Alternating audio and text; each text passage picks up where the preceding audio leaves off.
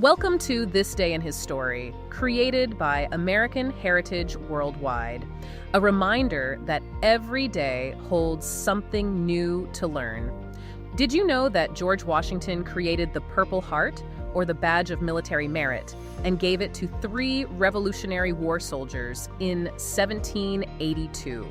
Learn how General George Washington established the Badge of Military Merit as the first American military decoration created to recognize enlisted soldiers for exceptional bravery and faithful service during the Revolutionary War. Learn that today, the Purple Heart is presented to members of the U.S. Armed Forces who are wounded or killed while serving their country. Discover that President John F. Kennedy was the only U.S. president to have received the Purple Heart for his heroism while serving as a lieutenant in the U.S. Navy during World War II. In the summer of 1782, George Washington had a massive problem. Yeah, to put it mildly. Right. I mean, the Revolutionary War was just dragging on. His army was freezing and starving. He was essentially broke. And Congress, point blank, refused to let him promote his best soldiers. His hands were completely tied. Exactly. Completely tied. So what was his grand solution to all of this? A literal scrap of purple silk. Which is, it's absolutely wild when you consider what that little scrap of silk actually turned into. Oh, yeah. I mean, you are looking at something born out of pure, unfiltered bureaucratic frustration that eventually evolved into this immovable pillar of American military tradition. Welcome to today's deep dive. We are on a mission today to unpack the fascinating and honestly pretty hidden history of America's oldest military medal, the Purple Heart. Such an iconic symbol. It really is. Yeah. And we've got a great stack of historical texts, primary source documents, and this highly detailed military timeline right here in front of us. And we're going to trace this award's evolution from that makeshift piece of cloth in the 18th century all the way to its role in modern global conflicts. And crucially, we're going to look at the shifting definition of what it actually means to sacrifice for your country. Right, because it hasn't stayed the same. Not at all. The rules for who gets this award haven't been static. They've had to constantly adapt to the changing and, frankly, increasingly terrifying realities of warfare itself. But the thing that absolutely blew my mind in these sources, and I think very few people actually realize this, is that the Purple Heart didn't just exist in this continuous line from the Revolutionary War to today. No, it didn't. It actually went to sleep. Like, it was completely forgotten, essentially erased from the military consciousness for 150 years. A full century and a half of total silence. But, to understand how that happened and why it eventually came back, we really have to start at the very beginning. We have to go back to Newburgh, New York, in August of 1782. Okay, let's set that scene for you. General Washington is commanding the Continental Army, and morale is, it's hanging by a thread. Barely hanging on. Right. He's fighting the British, obviously, but he's also fighting his own government. The Continental Congress had severely limited his ability to grant commissions and promotions. Yeah, they were completely broke. So he had these soldiers performing incredible acts of bravery, but no budget and no actual authority to reward them. Exactly. Congress was terrified of accumulating debt, and they were equally terrified of creating this permanent military class. Right, the whole standing army fear. Exactly. So they basically told Washington, no more promotions, no more pay raises. But Washington is a brilliant leader. He recognizes that if you don't reward merit, you completely kill the fighting spirit of your men. You have to give them something. Right. He desperately needed a workaround to honor these soldiers and just keep the army from falling apart. Okay, let's unpack this, because his workaround was genius.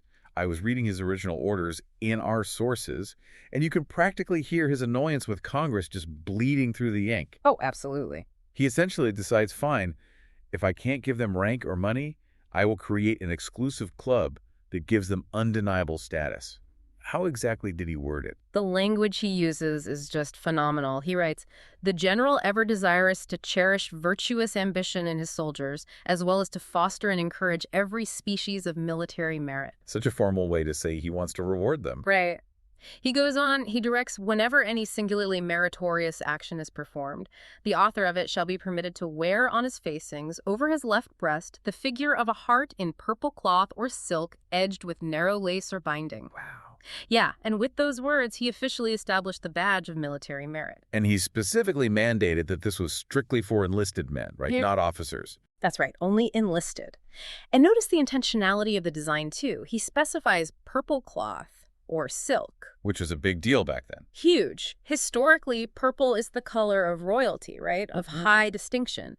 So he is taking these enlisted farmers and tradesmen who have absolutely nothing and giving them this highly visible mark of extreme honor. But it wasn't just like a visual pat on the back. The perks that came with this Purple Heart were actually huge. Oh, they were very real perks. Yeah, if you had this silk heart on your chest, you were granted the massive distinction of passing all guards and sentinels as if you were a commissioned officer. Right. This is basically like a modern manager wanting to give their best team members a raise, but corporate freezes the budget.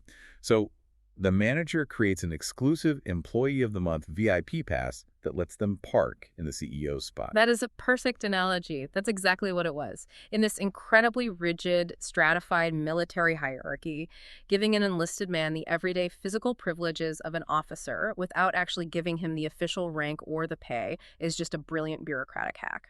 So smart. It elevated the soldier's status instantly. You can only imagine the psychological effect that had on the troops in camp. Absolutely. So Washington ordered that the recipients' names be kept in this special book of merit. But our sources note a massive tragedy here. Yeah, this is heartbreaking for historians. That book is completely lost to history, just gone. Today, we only have the names of 3 original recipients. Who were they? Just 3 men. First, you have Sergeant Elijah Churchill from the 2nd Continental Dragoons. And to give you some context, dragoons were essentially light cavalry. Like shock troops, yeah. Exactly. They were the shock troops of the era, riding in on horseback and fighting dismounted. Then you have Sergeant William Brown and Sergeant Daniel Bissell, both from the Connecticut Continental Line Infantry, which is the core heavy fighting force of the Army. Okay, so heavy infantry. Right. Churchill and Brown received it for heroic service during the siege of Yorktown. And out of an entire army, those are the only 3 names we have left. Which naturally brings up a massive question. If this badge granted such incredible privileges, and it was created by literally the most revered man in the country, how on earth did it just vanish? It seems impossible. Right, you don't just lose a tradition started by George Washington. Well, you do if your new country is fundamentally terrified of a standing army. Ah, right. When the Revolutionary War ended, the Continental Army disbanded. The Founding Fathers were highly suspicious of anything that looked like a permanent military aristocracy. Like the British system. Exactly. Medals, badges, grand military honors to them, those felt a little too European. It felt like the monarchies they had just bled to escape. So they just let it die. Pretty much. Without Washington there in camp to constantly enforce the tradition, the badge of military merit just quietly faded away. The men went home, the purple silk frayed, and the award fell into this deep slumber. Through the War of 1812, the Civil War, the Spanish-American War, World War I, nobody is handing out Purple Hearts. Not a single one. It's completely gone. But then we hit the 20th century, and the stage is set for this grand resurrection. We hit February 22nd, 1932. A very, very specific date. Yeah. That is the bicentennial of George Washington's birth. And the man in charge of the military at this time is General Douglas MacArthur, serving as the Army Chief of Staff. Okay. And MacArthur was a man who deeply understood symbolism, history, and the power of a grand narrative. So on this bicentennial, MacArthur signs General Order 3, officially initiating the modern Purple Heart. Our sources explicitly state he revived it, out of respect to his memory and military achievements, linking it directly back to Washington. Right, tying it right to the source. But he didn't just sign a piece of paper in an office somewhere, did he? Oh, not at all. MacArthur orchestrated a highly symbolic physical resurrection. On May 28, 1932, the military held the first modern ceremony. They gathered 137 World War I veterans to pin this new medal on them. Wow, 137. Yeah, and they held it at Temple Hill in New Windsor, New York, which, if I'm reading this right, was the exact site of the Continental Army's final encampment in the winter of 1782. Exactly. MacArthur literally brings these modern veterans back to the very ground where Washington's men froze in their tents just to hand them a medal that Washington himself designed. That's It incredible. is an incredibly powerful piece of historical theater. Here's where it gets really interesting, though. We have this grand revival in 1932. 10 years go by. It's now 1942, and America's thrust into World War II. Right. The whole world is on fire. Yeah, and who becomes the very first member of the modern-day military to receive the Purple Heart for his service in the Pacific? General Douglas MacArthur himself. It's amazing. MacArthur basically writes the medal back into existence in 1932, and then exactly 10 years later, he becomes its very first modern military recipient.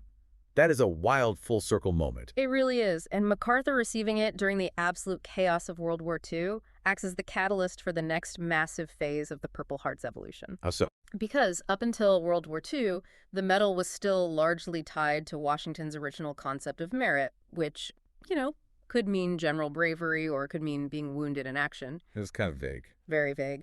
But modern industrial warfare on a global scale forced the military to fundamentally redefine what sacrifice actually looked like. This is where our timeline really accelerates because the rules just start shifting constantly.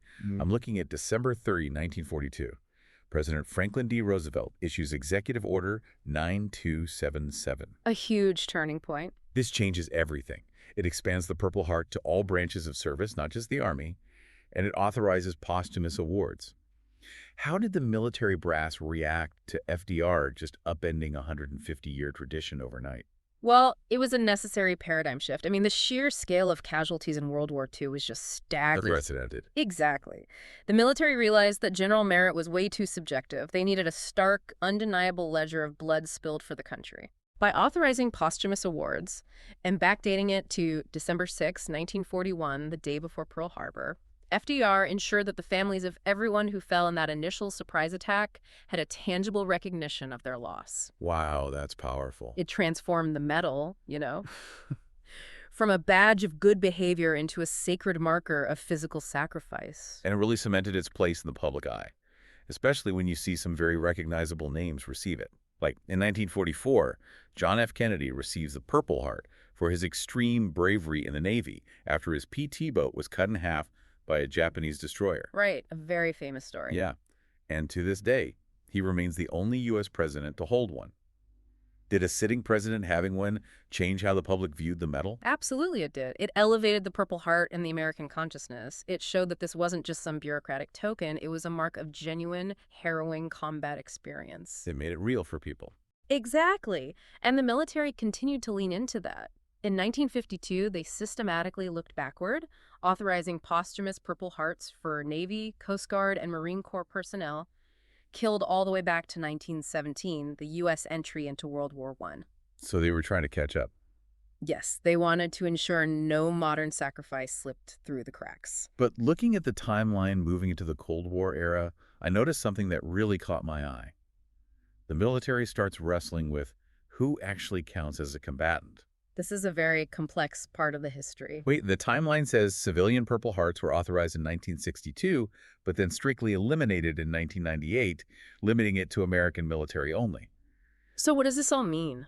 It's confusing at first glance, for sure. Yeah, it feels like for a few decades, the military really struggled with the core identity of the medal, like trying to decide if this is strictly a uniform-only award. I mean, wasn't warfare getting more dangerous for civilian contractors by the 90s? What's fascinating here is that this tension perfectly mirrors the rise of asymmetric warfare.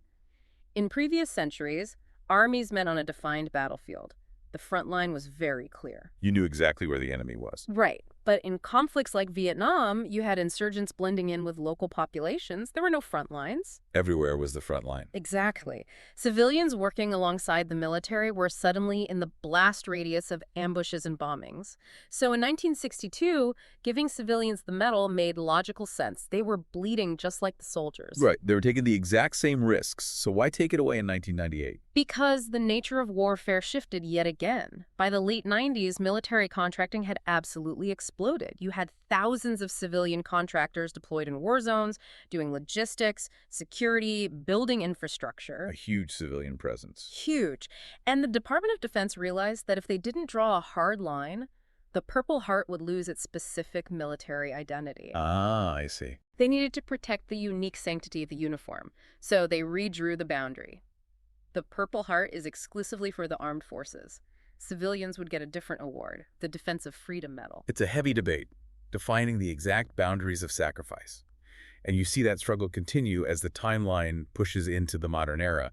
because the threats just keep changing. Like in 1984, eligibility expands to include acts of terror, as well as peacekeeping missions outside the U.S. Which is a pretty grim recognition of the modern world. A peacekeeper in Beirut in 1983 faced the exact same lethal danger as a soldier charging a trench in World War I, even if Congress hadn't formally declared a war. A casualty is a casualty. Then, in 1993, we see another profound shift on the timeline. The Purple Heart is authorized for wounds or death resulting from friendly fire. Yeah, accidental fire from one's own troops. Right, provided it wasn't due to willful misconduct. Why did it take until 1993 to address friendly fire? Because of the massive technological leap we saw in the Gulf War, we officially entered the era of beyond visual range weapons. Meaning you can't even see who you're shooting at. Exactly. You had jets dropping precision munitions from miles and miles away, tanks firing shells in pitch-black night vision environments, and mechanized infantry moving at just blinding speeds. The fog of war on steroids. Right. The chaos of modern combat meant friendly fire was no longer just a rare anomaly. It was a tragic, persistent reality of the technology. The military finally had to acknowledge that a sacrifice for your country is valid, regardless of whose weapon accidentally delivered the blow. And the updates keep coming to address the darkest parts of warfare. In 1996 and 2008, eligibility expands for prisoners of war suffering in captivity. But then we hit 2011, and this feels like a monumental shift. It really was. The Department of Defense creates a standard way to evaluate non-penetrating wounds. They are directly addressing traumatic brain injuries from improvised explosive devices. Yes, and this required a massive change in military thinking. For centuries, a wound meant broken skin, a bullet hole, or shrapnel. Something you could easily see. Exactly. But in Iraq and Afghanistan, IEDs created massive blast overpressure. That invisible shockwaves passes right through a soldier's armor, physically rewiring and damaging the brain without shedding a single drop of blood. Which is just terrifying. It is. By including TBIs, the military fundamentally expanded the definition of what a battlefield wound actually is. Yeah. Not all injuries bleed, but they destroy lives just the same. And most recently, in 2015, eligibility was extended to those wounded or killed by certain domestic terrorist activities.